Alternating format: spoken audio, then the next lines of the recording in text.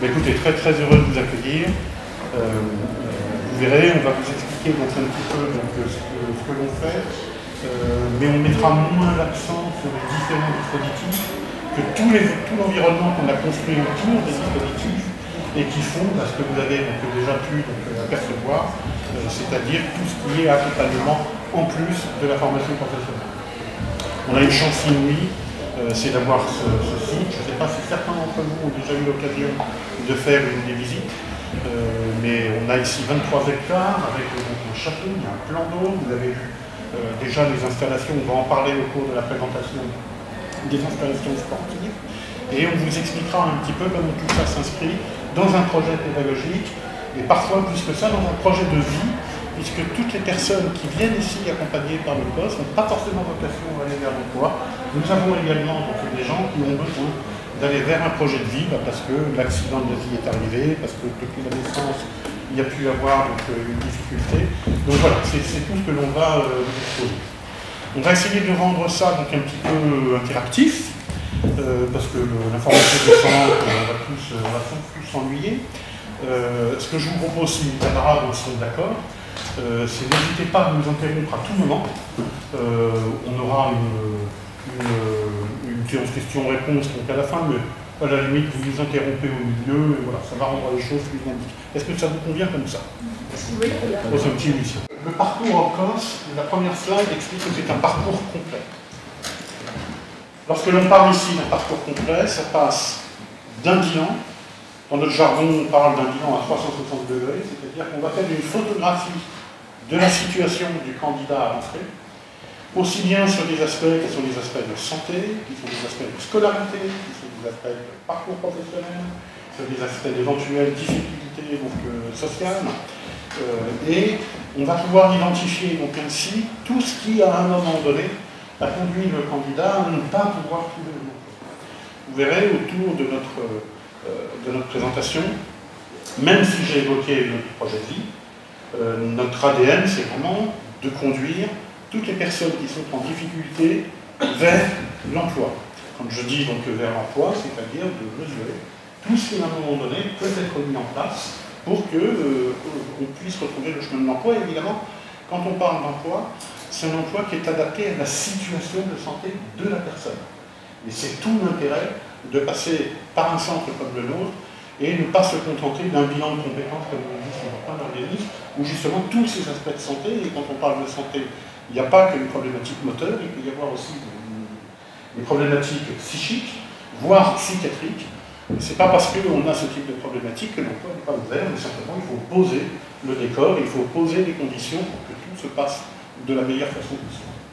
Donc c'est vraiment une mission humaniste, c'est une mission universaliste, et qui veut qu'on soit dans l'égalité des chances. C'est ainsi que s'appelle la loi 2005 qui évoque ça, mais c'est vraiment dans l'esprit dans lequel nous situons.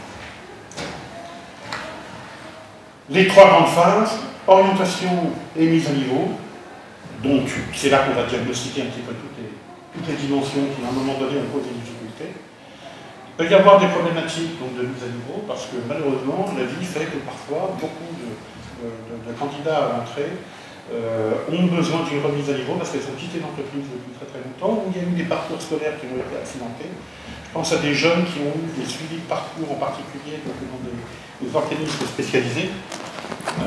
Il peut donc arriver que cet accompagnement nécessite tout de même de passer par une remise à niveau. Ça permet par exemple de se préparer à des concours, ça se permet d'être beaucoup plus à l'aise quand on rencontre l'entreprise. Donc voilà, sachez que tout ça en fait constitue un package. D'entrer en formation aussi, parce que parfois il y a des prérequis pour entrer dans certaines formations, et du coup la remise à niveau va permettre d'atteindre les prérequis d'entrée en formation. Et une insertion donc emploi accompagnée, parce qu'on a beau avoir fait un parcours dit de préorientation, c'est-à-dire de vraiment poser et de traiter toutes les dimensions, on appelle ça des freins, c'est pas très joli, mais c'est comme cela que ça s'appelle, mais ça peut être également jusqu'à l'accompagnement dans l'emploi, parce que parfois l'approche de l'entreprise n'est pas toujours facile. Vous avez des entreprises qui ont parfois elles-mêmes une difficulté avec le handicap. L'handicap, parfois, ça fait peur. Et on a tout un tas de dispositifs qui permettent également d'accompagner les employeurs pour que voilà, tout se passe d'une formation adaptée, la crolle, David. Eh bien, pas de souci. Alors, effectivement, la période est, on considère, adaptée parce que tous les parcours peuvent être différents. En fait, c'est vraiment des parcours individualisés qui vont répondre aux besoins de chaque individu. Je vais prendre le cas parce que je m'occupe surtout de l'émergence, sur l'émergence de projets. Effectivement, on part sur un parcours de base constitué de 3 phases. Chaque phase peut durer 2 semaines. Mais concrètement, 2 semaines, alors dans ces 2 semaines, il y a notamment une période de recherche de stage et puis trouver un stage. Donc concrètement, ça peut être trop court ces 2 semaines. Donc, dans ces cas-là, on va pouvoir pallier en réajustant le parcours et en prolongeant la durée. Alors, je parle de l'émergence de projet, ça marche aussi pour la remise à niveau, puisque comme le disait tout à l'heure Benoît, une remise à niveau, ça peut avoir plusieurs objectifs. Et en fonction de l'objectif, une remise à niveau peut durer 3 semaines, comme elle peut durer 3 mois. Donc c'est pour ça que c'est très important d'avoir quelque chose qui est vraiment adapté à chaque personne, à chaque stagiaire. Et c'est ce qu'on fait effectivement au COS. On fait vraiment des projets personnalisés et on va adapter le parcours à vos besoins. Tout au long de ce parcours, vous le voyez sur la planche qui est là, un accompagnement médical. Alors quand je dis un accompagnement médical, il ne va pas y avoir un médecin qui va vous harceler toute la journée, toute l'année. Mais pour les personnes qui ont besoin d'un accompagnement spécifique médical, un accompagnement par un psychologue, parce que il peut y avoir là aussi des fragilités qui nécessitent un accompagnement pendant le parcours. La planche ne le dit pas, mais vous avez donc un passif social, je ne le voyais plus. Et évidemment, donc, là aussi un accompagnement social. Ça n'a l'air de rien, mais quand on a été à un moment donné exclu entre guillemets de la société civile, on peut être en face à beaucoup de sujets qui sont des sujets de budget, qui sont des sujets de quotidien. Et là encore, tout au long de l'accompagnement, vous avez donc cet appui. C'est un appui qui est obligatoire, il est à la demande. Alors évidemment, nous, dans notre diagnostic, on repère un certain nombre de choses. Donc on voit qu'il peut y avoir une plus-value à vous apporter ces services-là. Évidemment qu'on vient vers vous pour vous les proposer. Mais vous êtes ici dans un établissement où tout est entre guillemets au choix. On ne va évidemment pas obliger quelqu'un à voir un médecin, on n'obligera jamais quelqu'un à aller voir un psychologue, on n'ira jamais obliger quelqu'un à voir un travailleur social, mais tous ces services existent et sont à la disposition de l'ensemble des stagiaires sur l'ensemble du parcours. Le résumé est là, prendre le temps de se refaire confiance, ça c'est un gros enjeu quand vous venez ici, c'est déjà de reprendre confiance en ses propres capacités, parce que parfois, on ne sait pas se regarder soi-même et on ne sait pas identifier tous les atouts qu'on peut avoir. Et ça aussi c'est notre boulot, parce que nous en revanche, ça on va les repérer. Et ce qui va permettre d'engager une phase de remobilisation et de vous montrer tel que nous on vous voit. Alors certes, il y a la situation de handicap, mais la situation de handicap n'est pas une identité en soi. Et pour beaucoup, on fait bien des choses. Et on a une grande valeur. Et c'est ça aussi qu'on va vous remettre en avant. Et parfois, vous avez beaucoup de candidats qui du coup se redécouvrent. En disant, oui, maintenant que vous dites ça, je me rends compte de tout ce que j'ai pu faire dans la vie et qui avait été parfois oublié. C'est tout ça le travail de remobilisation. Les activités donc, sportives et culturelles, sportives, elles sont. Alors c'est mal libellé, il faudra que je pense à changer donc, la planche. Ce sont des activités physiques adaptées. Quand on commence à parler de sport, des personnes en situation de handicap, on voit qu'il y a un sujet. Ce sont des activités physiques adaptées. Vous avez vu donc, le campus que l'on a là. Nous avons également une piscine. Alors on ne peut pas vous la montrer aujourd'hui, parce qu'elle a été vidée. Pour des raisons sanitaires, régulièrement il faut vider. Je ne suis pas pisciniste, enfin j'imagine qu'il faut de temps en temps faire ça. Mais ça fait partie aussi des activités de réadaptation physique adaptée qu'on propose à l'ensemble de nos candidats. Sachez que c'est ici, au COS CRPF, que s'est entraîné, pour ceux qui ont suivi les Jeux paralympiques, l'équipe de Boccia.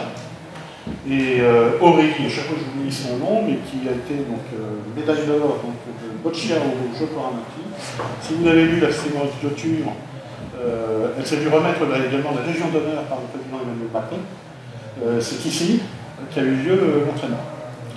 Vous voyez que peut-être que vous deviendrez champion. Progressivité dans l'apprentissage, je ne sais pas lequel de prendre la main. Continue, je te regarde. Ah, pardon, j'avais vu. Donc, le premier module, on est sur des thématiques de cohésion d'équipe. Rien ne se passe ici si ce n'est pas dans le collectif. Et donc, il y a toute une phase qui consiste également à réapprendre quand il est nécessaire à vivre avec les autres. Parce que malheureusement, quand vous êtes face à un certain nombre de difficultés, on a vite une tendance à être donc, en repli sur soi-même. Parfois en recul, on a des situations de personnes qui n'étaient pas forcément sorties de chez elles depuis 2, 3, 4, 5 mois. C'est malheureusement ce qui peut se passer. Et cette phase de remobilisation, c'est aussi se réconcilier, j'ai envie de dire, avec la vie civile. Vous voyez que quand on évoque la formation professionnelle, oui, bien entendu, c'est pouvoir de nouveau retrouver une qualification, mais ça passe par plein d'autres choses. S'il n'y avait qu'un sujet de compétence pour des personnes en situation de handicap qui, à un moment donné, n'ont plus trouvé le chemin de l'emploi, c'est qu'il n'y a pas de sujet de compétence. Il y a tout un ensemble de facteurs que l'on va retravailler et qui vont permettre justement de lever tout ce qui a pu poser difficulté à un moment donné ou à un autre. Et puis au-delà du repli social, quand on travaille, même si on a un emploi où on bosse seul, on travaille toujours plus ou moins avec du monde.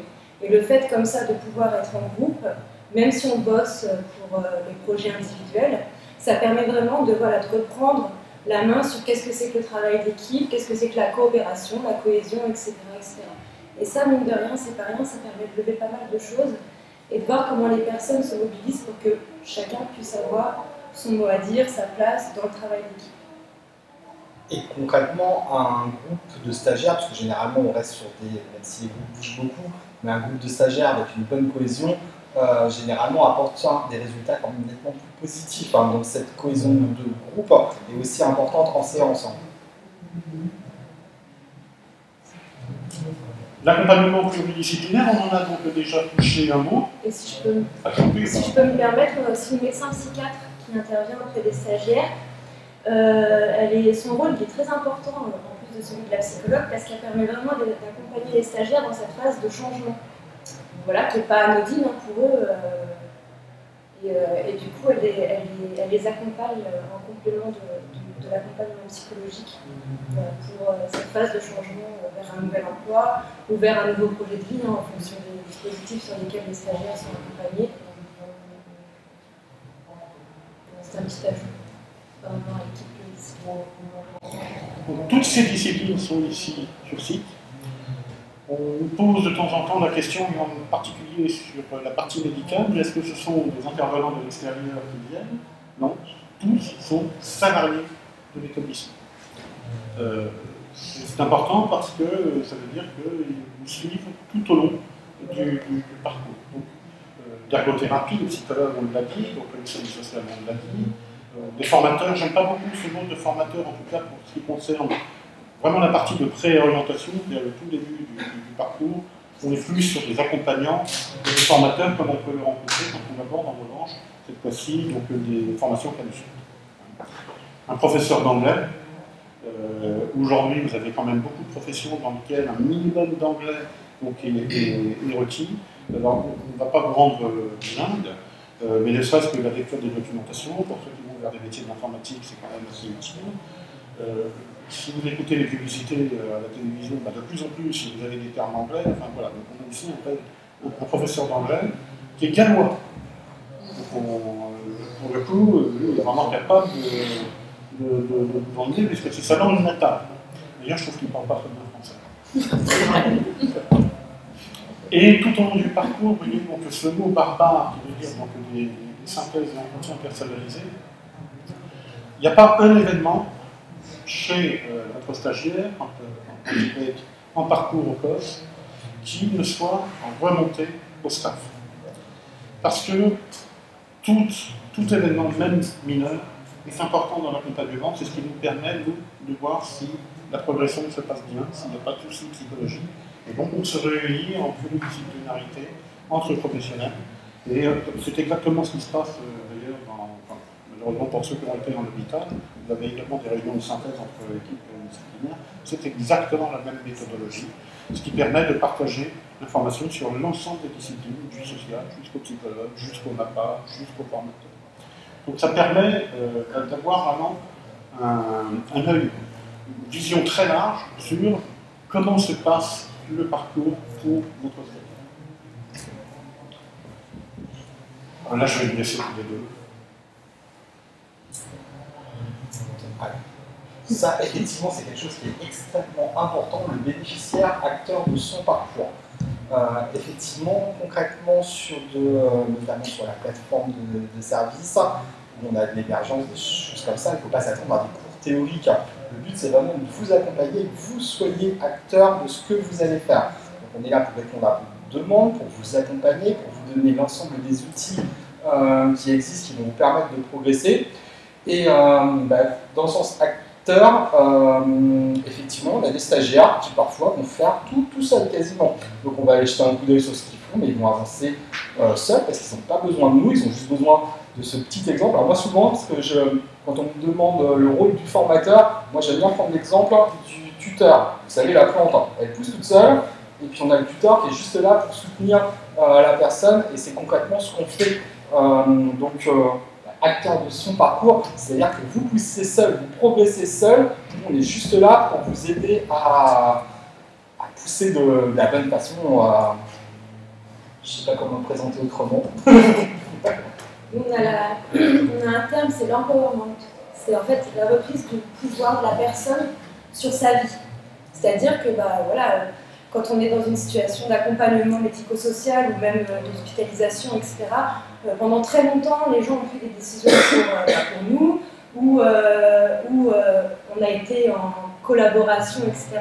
Là, le but, c'est vraiment que les personnes qu'on accompagne soient 100% acteurs et décisionnaires de le chemin qu'ils vont prendre. En fait.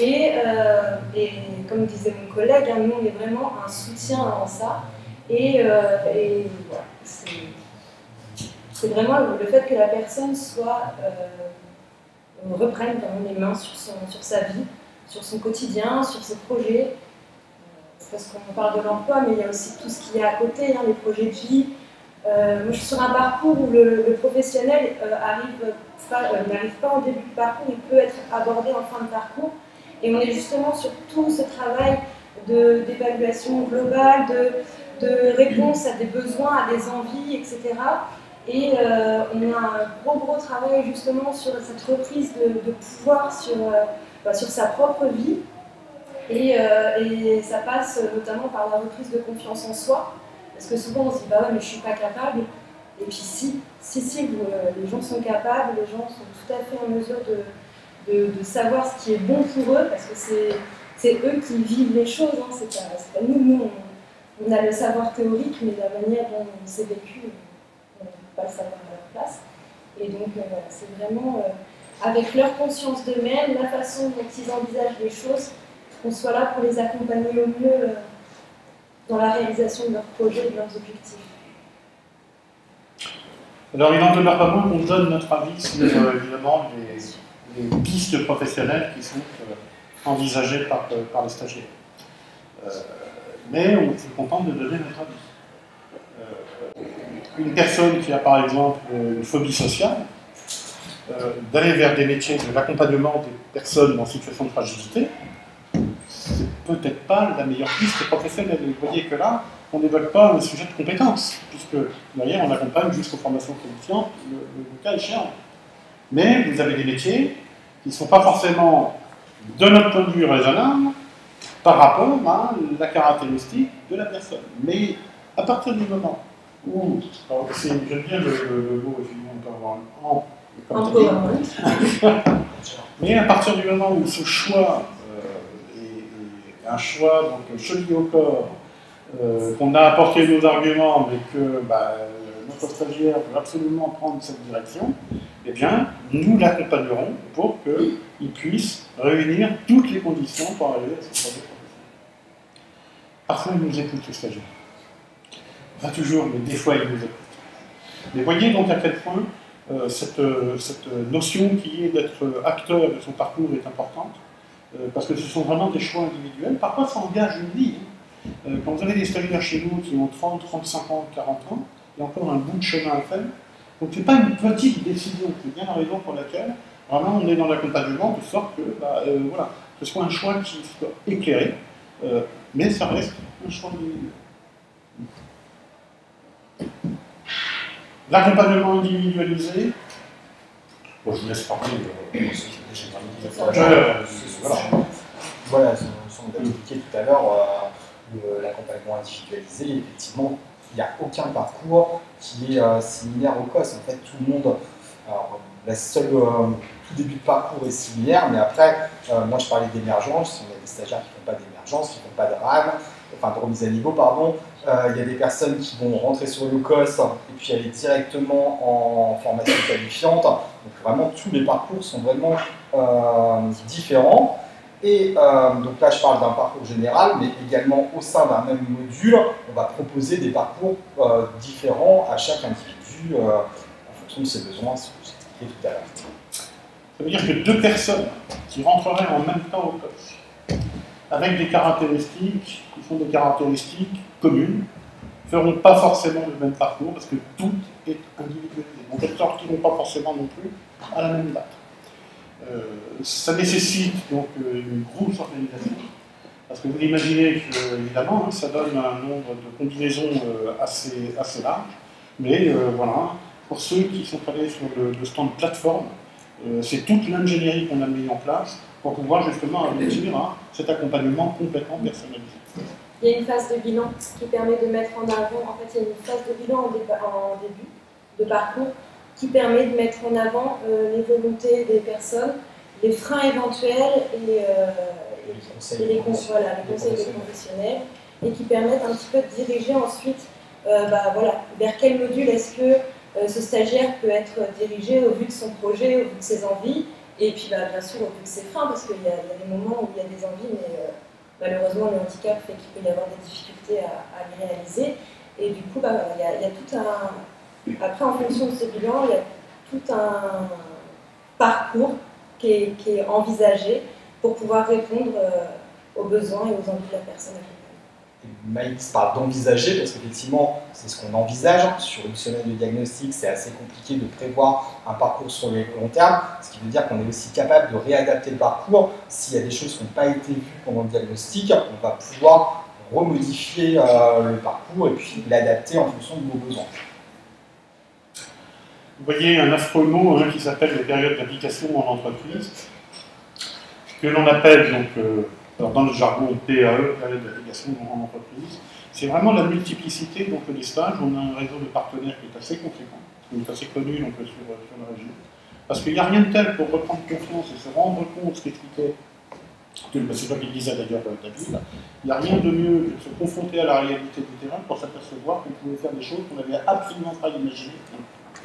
Alors, il y a des aspects qui sont des aspects de limitation, ça c'est une chose, mais il n'est pas rare chez nous, par exemple, on a eu des gens qui étaient sur des métiers plutôt manuels, l'usure professionnelle a fait qu'il faut une orientation où il y a moins de mobilisation dans le corps, qui ne se voyaient absolument pas dans le tertiaire, en disant, attendez, moi l'administratif, niet, l'ordinateur, dès que j'envoie je le sauve, et qui finalement, après avoir repris confiance, finalement se disent, mais moi j'avais beaucoup de peur à appréhender telle ou telle piste de métier, et puis par l'exercice pratique, donc mise en situation, se disent, bah oui, je n'avais pas imaginé du tout, d'abord ça pouvait rentrer dans l'école, et que deux, ça me plairait. Quoi.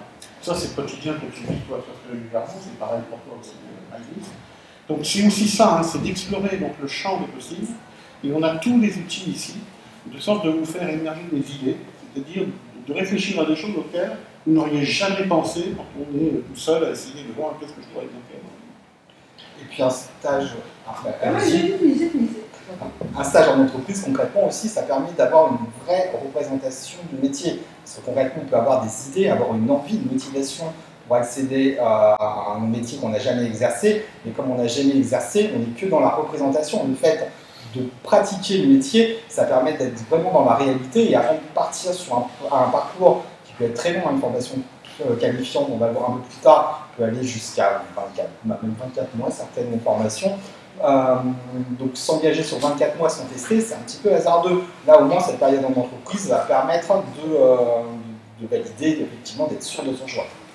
Quel est le temps moyen de personnes qui arrivent au cours de l'entreprise quelle est une moyenne de temps?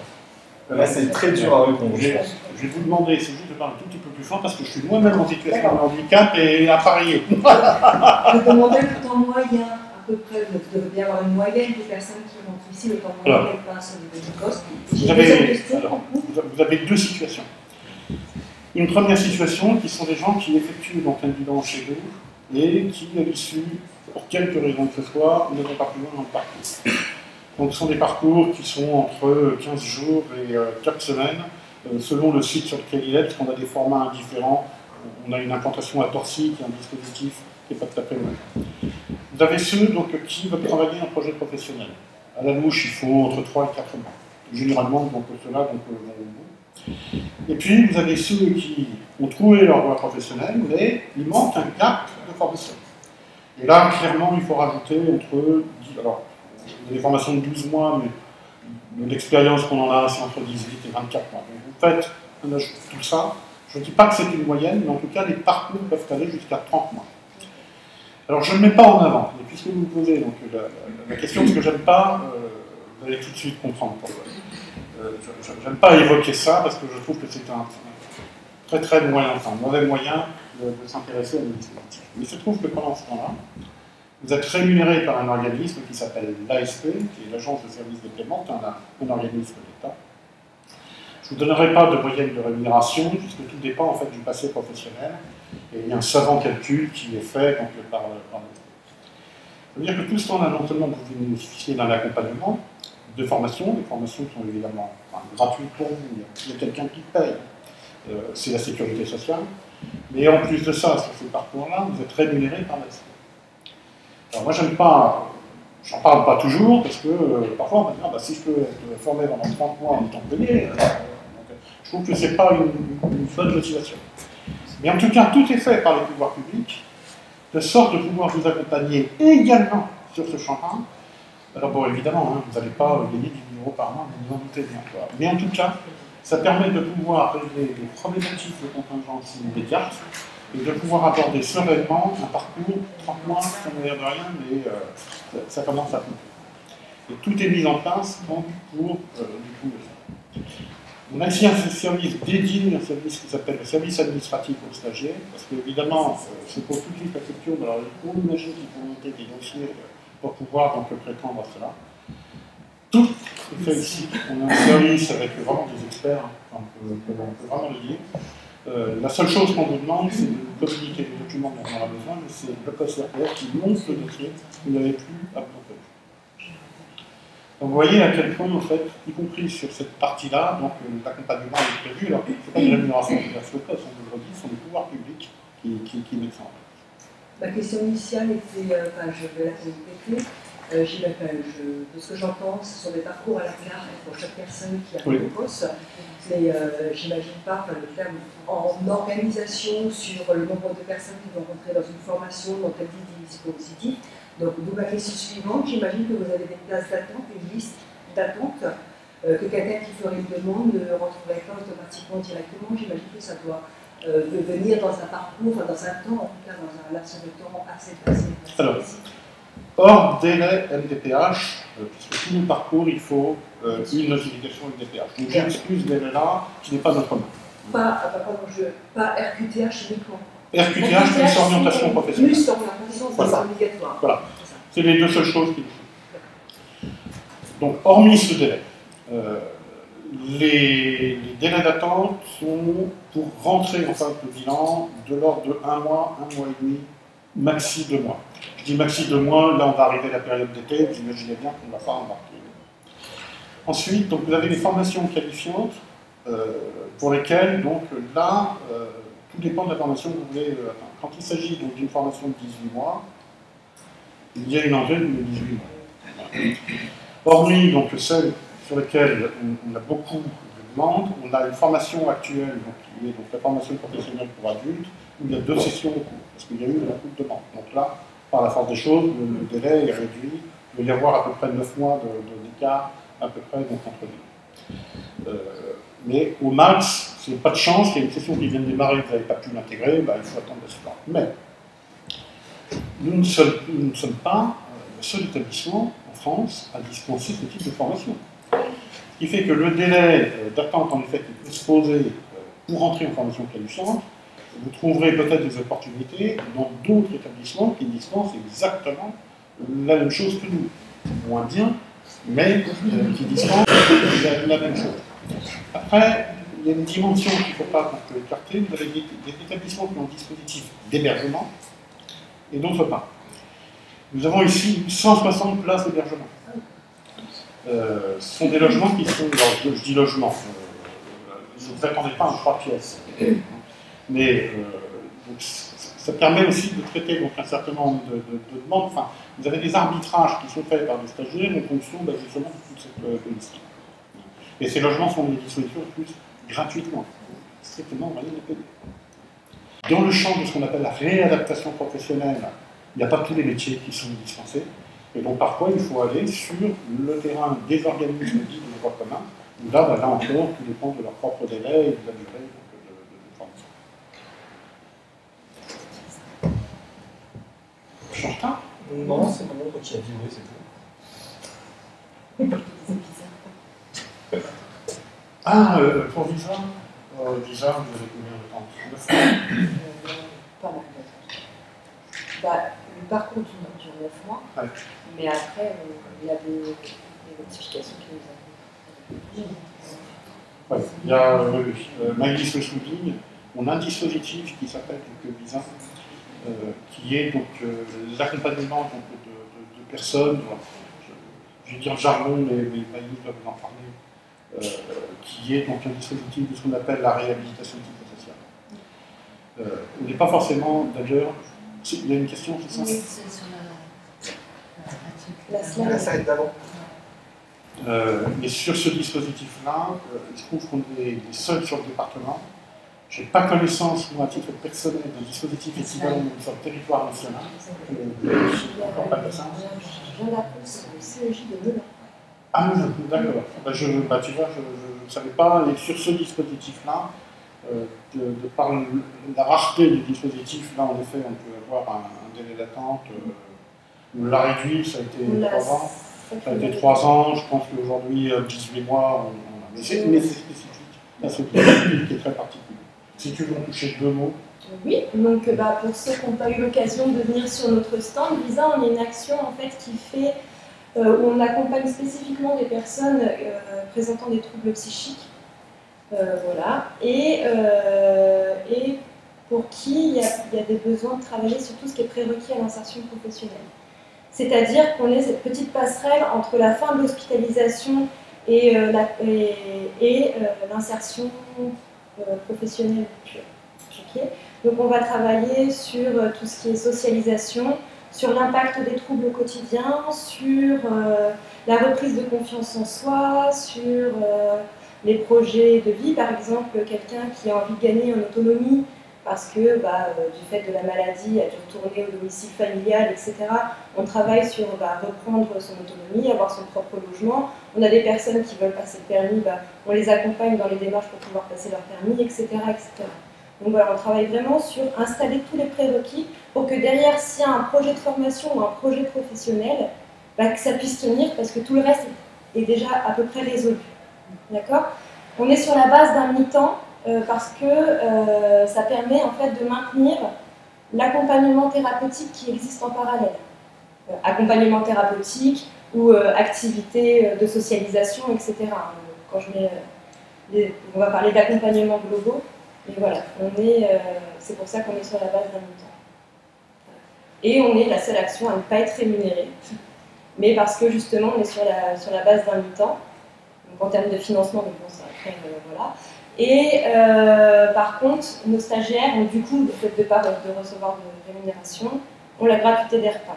Pareil, comme on est là pour travailler la socialisation, l'autonomisation, quelqu'un qui viendrait de Nemours peut bénéficier de l'internat.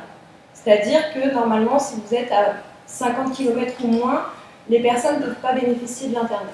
Là, vu que ça rentre dans le projet des personnes, dans le cadre de notre accompagnement, puisqu'on travaille sur le quotidien, entre autres, les personnes peuvent bénéficier de l'internat. Je pense que... Je vous ai vu. Vous n'avez pas oublié, madame. Ma question, c'était concernant les entreprises, parce que vous avez une liste d'entreprises partenaires qui accueillent vos stagiaires. Oui. Donc, oui. Il y a un contrat qui est fait. Il y a des contrats de Alors, partenariat. Mais, vous allez voir, ce que je vais vous dire va beaucoup moins vous faire plaisir. Je sais qu'on a un partenariat avec. Non. Vous avez des organismes de formation qui vous servent des listes d'entreprises sur un plateau et les stagiaires, donc, peuvent aller voir ces recommandations. Nous, on n'est pas là-dedans. Parce que le jour où on doit se trouver à chercher un boulot tout seul, eh ben, il n'y a plus le plateau avec les jolies adresses. Donc il y a tout un accompagnement pour vous apprendre à aller taper aux portes des entreprises. Maintenant, on ne nous envoie pas sur le terrain, à l'aventure, et puis tu nous donnes le résultat du cours.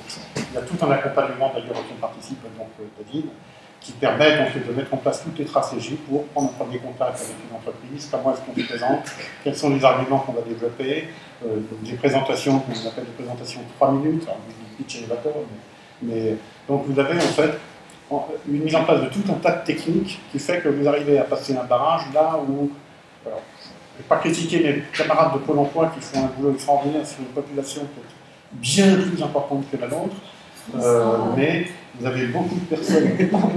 Franchement, ça va pas. Oui, c'est vrai, vous avez raison, oui, vous avez lu, mais. Et qui, du coup, de par la volumétrie qu'ils gèrent, ne peuvent pas toujours mettre en place ce type d'accompagnement au corps donc, pour le coup, la recherche d'entreprise, bien sûr qu'il y a des entreprises partenaires, en plus on est sur un territoire qu'on connaît bien, mais on va vous staffer pour que vous soyez un peu acteur du coup de cette recherche de stage. Bon. Maintenant, quand on est face à des publics qui sont des publics en situation psychologique vraiment en difficulté, donc sévère, bon, évidemment qu'on est amené à décrocher donc, le téléphone. Quoi. Mais ce n'est pas dans l'ADN de la vie.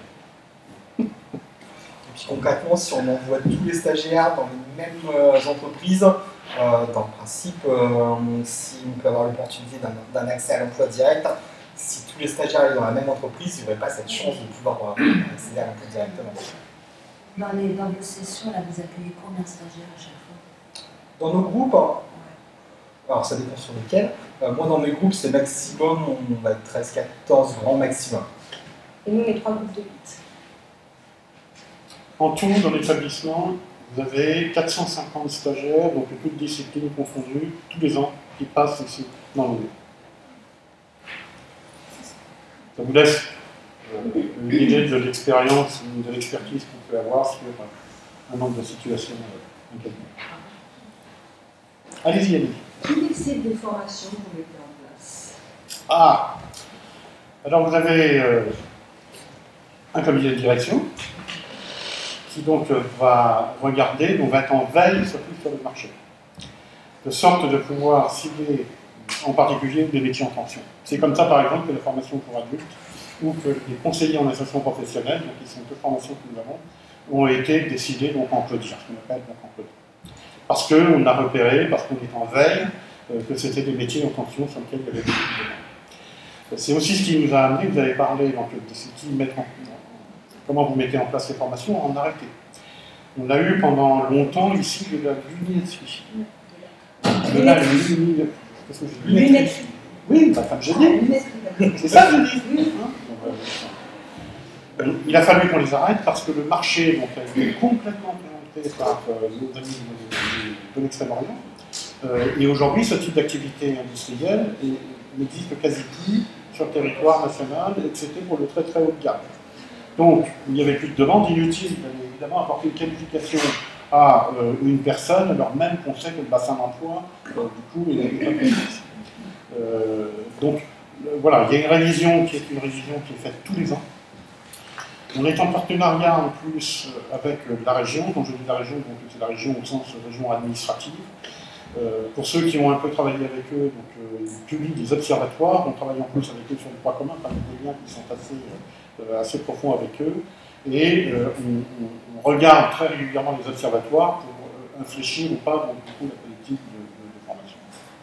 Et puis, accessoirement, on regarde également, parce qu'on a beau être une fondation, il y a quand même des réalités économiques, un modèle économique.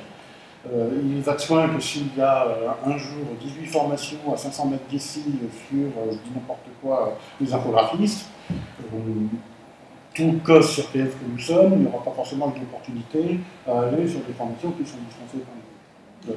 Voilà un petit peu comment les choses fonctionnent. Et puis parfois, ça permet de remodeler. Par exemple, on a la formation informatique, où avant on avait deux formations distinctes, où là, ça va fusionner, parce qu'en fait, en termes de demande d'emploi, etc., tout ce qui est intervention, réparation, etc., il y a beaucoup de gens qui sont prêts à bosser dedans, il y a beaucoup moins de demandes aussi maintenant. Et donc, en fait, il y a une fusion qui a été faite entre les deux, et qui a permis de... Concrètement, les métiers évoluent. Tu prenais l'exemple de l'informatique, il y a aussi sur tout ce qui est administratif.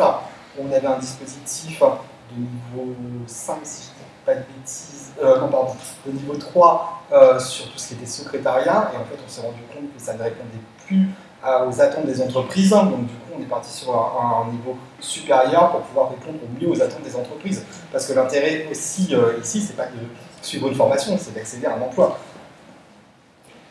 Les formations qui sont dispensées font accéder à un titre professionnel, donc une valeur de diplôme. Le diplôme, c'est l'éducation nationale, les titres professionnels, leur équivalent, c'est le ministère du Travail. C'est les différences entre toutes les formations, les coûts amènent à cette certification. Les formations qualifiantes. Qu'est-ce que j'ai dit? Tu as juste dit formation, mais je précise qualifiante quand même, parce que... C'est pas facile tous les jours de travailler avec des candidats comme ça. Alors, on va passer rapidement, parce que vous êtes sur site. Cette présentation est plus pertinente, évidemment, quand on déroule cette présentation en entreprise. Là, je vous invite, même pour ceux qui le souhaitent, à faire de la visite, il y a un peu de marche, hein, parce que je vous l'ai dit, donc il y a un château. La restauration collective est faite ici, ce sont les salariés. Donc là aussi, il y a la patte du COS donc, sur cette partie-là. Les installations donc, hors sportives, donc si c'est de la activité physique adaptée. On a évoqué l'hébergement. Nous avons beaucoup de gens qui viennent, qui sont des gens de province, en particulier sur les formations dites qualifiées. Donc évidemment, ils sont hébergés. Vous avez vu Nanto, son église, sa boulangerie, son église et sa boulangerie. Donc, on a mis évidemment donc, en place également un certain nombre de services, de sorte que pour les personnes qui ne peuvent pas retourner chez eux le week-end, on a des gens, par exemple, des dom-toms, on a des gens de Guadeloupe qui viennent. Donc, voilà, on a organisé les choses de sorte que, bien qu'ils soient à Nanto, ils puissent avoir un minimum de vie sociale. Ça va, pour ceux qui n'ont pas de difficulté de conduite et qui ont le permis de conduire, ça va jusqu'à la mise à disposition de véhicules en location pour 5 € la journée. On ne peut pas le faire gratuitement parce qu'il y a une question réglementaire qui se passe derrière, les particuliers ne pas de petite préférence. Enfin, 5 € la journée pour louer un véhicule, pour aller se balader dans les environs. Donc, il ne s'agit pas de rentrer à Montpellier avec la voiture, évidemment, vous avez compris. Mais voyez tout ce qu'on est capable de mettre en place pour. Ça fait partie de l'environnement de la compagnie. Alors, télé, ici, l'utilisation. Il y a un Fabula, oui, musée numérique. Alors, le musée numérique ici. On se trouve dans le musée numérique. Voilà, une vestiboutique. Une vestiboutique, elle est ouverte, je crois, toute la journée. Aujourd'hui, elle est ouverte et tout est 1 € pour les personnes. 50 centimes les bijoux. 50 centimes les bijoux. Et 50 centimes les bijoux. Il y a des affaires à faire. Ah ouais, hein? Alors, C'est juste là. C'est juste là. Juste derrière. Et pour valoriser leur travail, ce sont les stagiaires VISA qui ont fait tout un travail de tri, de mise en rayon, vraiment qu'on vraiment tout fait pour qu'aujourd'hui la Vestiboutique puisse vous être accessible. Et voilà, donc je tenais à le dire parce que c'est important de valoriser leur travail et ils ont sacrément bossé. C'est en fait un outil pédagogique. Et ça permet d'être en situation avec des vrais clients, avec une vraie caisse, avec un vrai inventaire. Donc tous les gestes professionnels, alors c'est dans le domaine de la vente, mais au-delà du domaine de la vente, ça permet de travailler plein de compétences transverses, ne serait-ce que l'accueil du public, savoir se présenter, savoir recevoir. Donc c'est pas une vestiboutique à destination dont on va vendre du vêtement pas cher donc, aux salariés ou aux personnes environnantes. C'est d'abord un outil pédagogique qui permet de travailler des gestes professionnels. Et du quotidien. On a aussi un dispositif d'accompagnement vers l'emploi qui s'occupe de faire du tri. En fait, tous les déchets de bureau sont collectés, triés, et on leur redonne une seconde vie justement pour être réutilisés. Tout ça, c'est fait par les stagiaires, toujours dans un intérêt pédagogique, d'une part de remobilisation, de gestion des priorités, des contraintes. C'est extrêmement intéressant. Donc, je parlais du tri, il y a de la couture, de la cartonnerie, donc fabriquer des objets à partir de carton.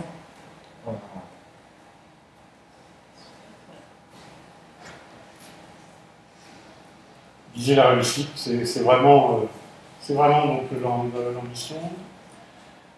On n'a pas mis beaucoup de chiffres, parce que vous avez vu, le boulot c'est l'accompagnement, c'est pas de faire de la stat, mais ça laisse quand même une idée des taux de réussite de gens qui passent dans le monde. On est assez fiers de gérer ça. De toute façon, moi, j'arrête pas d'en parler quand je vais dans mon entreprise. Mais au-delà donc des chiffres, derrière, il y a des personnes. Il y a des personnes en situation de handicap et qui ne voyaient plus d'avenir. Parce que les personnes que l'on rencontre, vous avez parfois des parcours de vie qui les ont emmenés à des situations de détresse. Et au travers de ces chiffres-là, c'est plus de dire, voilà, il y a des gens qui n'avaient plus beaucoup d'idées sur leur avenir, et ça, c'est le résultat de notre travail. Parce que derrière, c'est-à-dire qu'il y a des gens qui ont de nouveau un parcours de vie, et voilà, c'est vraiment notre cœur de métier.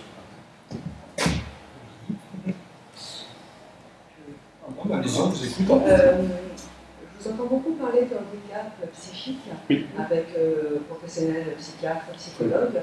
Pour les handicaps physiques, est-ce que vous travaillez avec des ergonomes, avec des ergothérapeutes? Est-ce que vous avez du matériel adapté, oui. Des chaises debout assises? On a une ergothérapeute et salarié d'entreprise à temps plein. D'accord. Et j'imagine que vous êtes aussi en lien par rapport à ça sur les employeurs qui pourraient avoir des réticences. Et pas que l'ergo, ça peut être également le médecin. Oui, vous avez parfaitement raison. Oui, bien sûr. Ah bah, oui, ça fait partie des vérifications que l'on peut faire. Et au-delà même du coup de cet accompagnement spécifique, quand il y a ne serait-ce que le stage, ça démarre par là. Au-delà de ça, on fait beaucoup d'actions de sensibilisation auprès des différents professionnels de santé et les employeurs pour justement démystifier un petit peu tout ce que c'est que le handicap clinique. Et pour revenir sur en termes de séances en formation, systématiquement, lors de la période d'intégration, il y a un bilan avec l'ergothérapeute qui est fait systématiquement sur chaque parcours. Ne serait-ce que pour savoir quel matériel la personne a besoin pendant toute sa période de formation ici. Voilà. Vous parliez des chaises debout, ça peut être les tapis, vous savez, qui adhèrent. Les souris spéciales. Les souris particulières. Voilà, c'est ça. Il y a un vrai travail qui est fait de la part de notre ergothérapeute pour adapter au mieux les postes de travail. Vous avez des situations, j'en ai une en tête pour vous montrer un peu l'étendue de notre intervention. Une personne en situation de handicap qui doit absolument alterner des positions, donc assise et debout, mais de manière très très fréquente. Et il s'agissait de lui donner contre une table avec du coup un réglage de hauteur automatique pour éviter la manivelle. Ça coûte une fortune, on n'en est pas là. Donc ce que l'on fait dans ces cas-là, c'est que c'est nous qui nous occupons de trouver le financement adéquat. En l'espèce, c'est la GFIP qui prend en charge le cadre de la formation professionnelle. Donc on s'occupe de monter tout le dossier administratif. On s'occupe, soit avec le fournisseur, soit avec nos propres services, de livrer le matériel dans l'environnement de formation, parce que là on parle de Nanto, mais on a également un site à Torcy et à Melun, dans l'espèce de mémoire c'était à Torcy. La formation dure le temps qu'elle doit durer, là c'était une formation d'employés administratifs et d'accueil qui durait 12 mois. Au bout de 12 mois, il se trouve que comme le matériel a été acheté pour la personne, il n'appartient pas au COS. En plus, le financement AGFIP, c'est pas pour le COS, c'est pour la personne. Et on met en place toute la logistique. Alors évidemment, il faut que la personne ait le logement qui va bien, j'entends. Mais à partir du moment où la personne nous exprime qu'elle veut faire rapatrier le matériel chez elle, c'est encore le COS qui va s'assurer du coup de toute la logistique pour ramener le matériel chez elle. Alors, ce ne sont pas des cas quotidiens. Mais en tout cas, voilà, quand on parle d'un accompagnement global, c'est aussi ça. Je ne sais pas ce que vous avez dit.